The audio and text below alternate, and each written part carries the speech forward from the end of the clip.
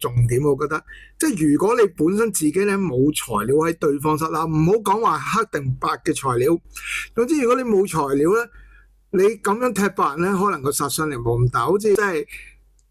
我自己嘅判斷咧，假設河馬2027年嘅2月如果冇事的話咧，我覺得個焦點咧亦都唔會放晒落河馬度嘅，繼續會放喺沙人先生度。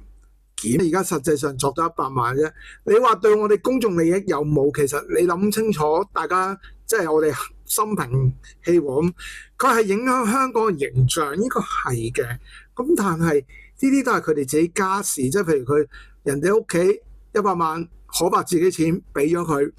咁之後我哋真係吹佢唔脹嘅噃，係咪先？只不過咁最終咧，可能大家就去分享翻嗰個課金啊，各樣嘢個利益啦，係咪？咁呢啲咧就好缺德嘅。咁而咧，佢哋又將內地一套咧，好似一做批鬥式嘅文化咧，帶咗落嚟香港咧。呢樣嘢我覺得咧，就唔好話關唔關我哋香港嘅普通人士啦，即係網民事。即係有陣時，你作為喺一個 YouTube 平台，有陣時都睇到好敏感啊！即係唔好話我之前小拍片嘅時候，我個台20即係已經幾年前可以間中有拍噶啦，咁當然有段時間就冇拍得咁積極，咁但係咧你其實喺度荼毒緊咧，影響緊成個香港嘅 YouTube 嘅生態，即係你攞一個無謂人出嚟做一個批鬥對象俾你攻擊，為咗你攞流量，我覺得呢樣嘢就非常之缺德嘅。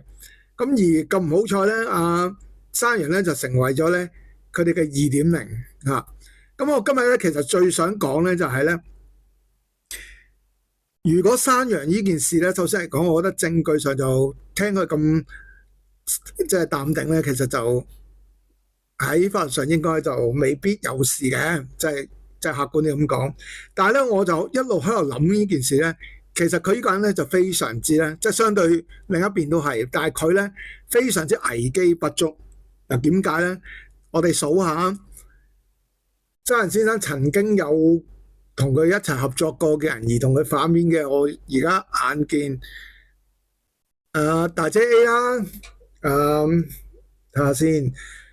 呢個咩